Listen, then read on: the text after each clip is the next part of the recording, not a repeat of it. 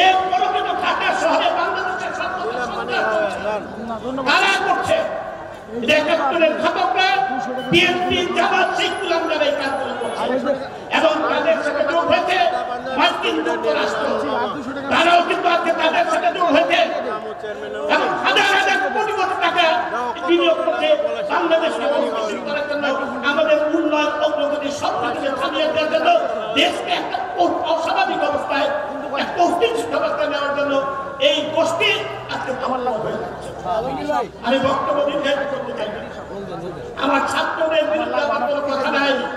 প্রবন্ধকে ছাত্রদের আমরা বিশ্বাস করে তাদের শুভমতি হয়েছে, তারা আপিলের ডিভিশনে অ্যাপিয়ার করবেন, অ্যাপিয়ারের জন্য দরখাস্ত দিয়েছেন।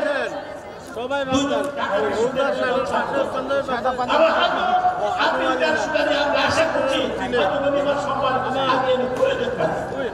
এই আশা করছি আইনজীবী হিসেবে আমার ধারণা যেহেতু অ্যাটর্নি জেনারেল এবং ওরা সবাই যেহেতু আপিলের ডিভিশনে আজকে এসেছেন, লিফট ফাইল করা হয়েছে, এটা তাড়াতাড়ি মানে প্রধানমন্ত্রী বলছেন এই আন্দোলনকারীরা আপিল দিবসের সিদ্ধান্তে আশা হতে হবে না, এই বিশ্বাস তিনি রাখেন। আমরাও মনে করি আপিলের দিবসের যেভাবে সিদ্ধান্ত দেবে, তারা কোটা সংস্কার চাচ্ছে, যদি যেভাবে যদি সংস্কার করে দেয় এই ব্যাপারে আমাদের তো আপিলের সর্বোচ্চ আদালতের সিদ্ধান্ত আমরা আইনের শাসনে বিশ্বাস করে বলে আমাদের ভাবতেই হবে।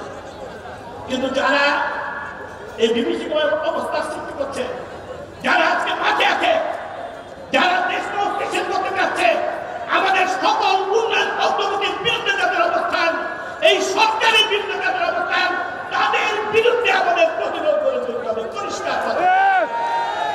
এরা মুক্তিযুদ্ধ বিরোধী শক্তি, এদেরকে থাক দেওয়া যাবে না। মার্কিন যুক্তরাষ্ট্রকে ৭১-এর সপ্তম নৌবহর পাঠিয়েছিল মুক্তিযুদ্ধের সময়। মার্কিন যুক্তরাষ্ট্র কিছুদিনের নির্বাচনে বিএনপির পক্ষে কত কিছু করেছে, তারা নির্বাচনকে বিএনপিকে এই আওয়ামী লীগকে আজকে আবার রাষ্ট্র ক্ষমতাসীন জনগণ এর থেকে তারা কিছুই করতে পারে নাই। আবার এই ফিরতত্ত্বটা তাদের। তাই বন্ধুরা আমি কথা এখানেই শেষ করতে চাই, আসুন এই অপশক্তির বিরুদ্ধে আমরা উঠে দাঁড়াই। আমার প্রধানমন্ত্রী ছাত্রদের প্রতি আহ্বান জানাবো, আপনাদের শুভবুদ্ধি উদয় হোক এবং তোমরা আজকে আপিল ডিভিশনে ছাত্র প্রতিনিধি করার জন্য গিয়েছো, তার জন্য আমি তোমাদেরকে স্যালুট জানাই।